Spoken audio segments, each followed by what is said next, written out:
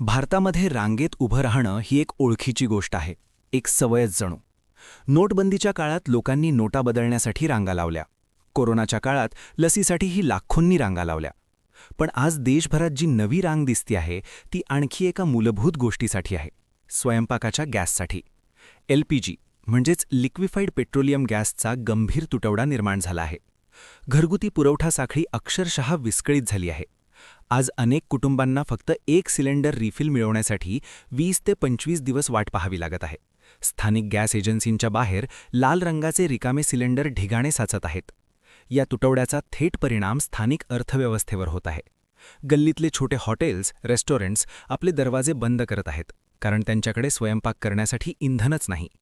जी गोष्ट रोजच्या आयुष्यात सहज उपलब्ध होती ती जवळजवळ एका रात्रीत गायब झाली आहे. लाखो कुटुंब आज एका साध्या गोष्टीसाठी संघर्ष करत आहेत, घरात गरम जेवण बनवण्यासाठी लागणाऱ्या ऊर्जेसाठी.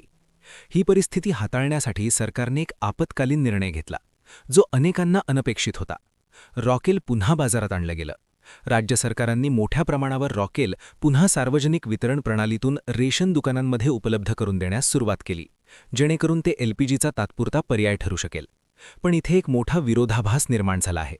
गेल्या 20 वर्षांपासून सरकारने ज्या रॉकेलच्या वापराला हळूहळू पूर्णपणे संपवण्याचा प्रयत्न केला, आज त्याच रॉकेलवर देश अवलंबून आहे.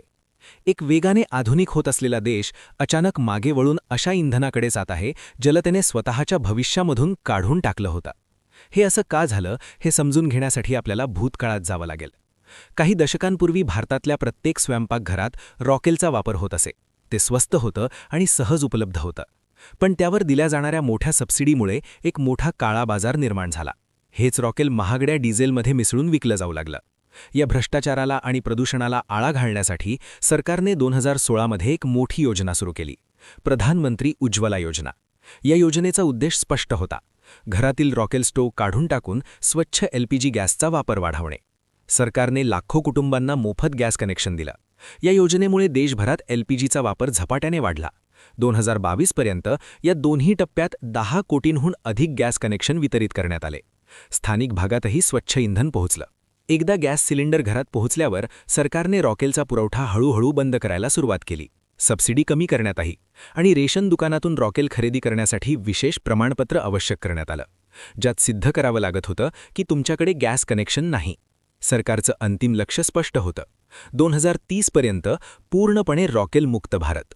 काही भागांनी हे लक्ष्य आधीच गाठलं. दिल्ली आणि हरियाणा हे पहिले प्रदेश ठरले जिथे रॉकेलचा वापर पूर्णपणे थांबवला गेला. ही योजना इतकी यशस्वी ठरली की संपूर्ण पिढीने आपले जुने रॉकेल स्टोव्ह कायमचे टाकून दिले. त्यांना खात्री होती आता कधीही त्यांची गरज भासणार नाही. पण मग हजारो किलोमीटर दूर घडलेल्या एका घटनेनं सगळं चित्र बदलून टाकलं. इराण आणि इस्रायल यांच्यातील वाढत्या तणावामुळे जागतिक ऊर्जा बाजारात मोठा धक्का बसला.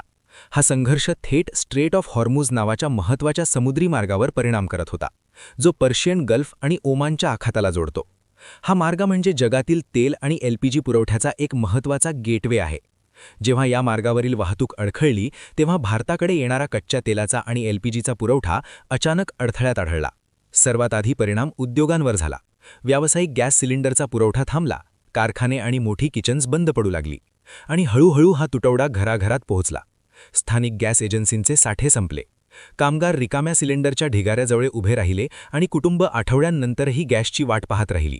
2 दशकांची काळजीपूर्वक उभारलेली व्यवस्था एका जागतिक संघर्षामुळे थांबली. देशभरात अन्नटंचाई होऊ नये म्हणून सरकारने पुन्हा एकदा जुन्या प्रणालीला चालना दिली. रॉकेल पुन्हा वाटप करण्यात आलं. ज्या रॉकेलला घाणेरडं आणि भ्रष्टाचाराचं मूळ म्हणून नाकारलं होतं तेच अचानक देशाचं तारणहार बनलं. लोकांना किमान पाणी उकळता यावं, भाकरी करता यावी यासाठी सरकारला आपले राखीव साठे वापरावे लागले. या घटनेने एक मोठा धडा दिला: देशाची खरी ताकद ही फक्त आधुनिक तंत्रज्ञानावर नसते, तर जुन्या साध्या पर्यायांवरही अवलंबून असते. पण या संपूर्ण परिस्थितीत एक विचित्र वास्तव समोर आलं.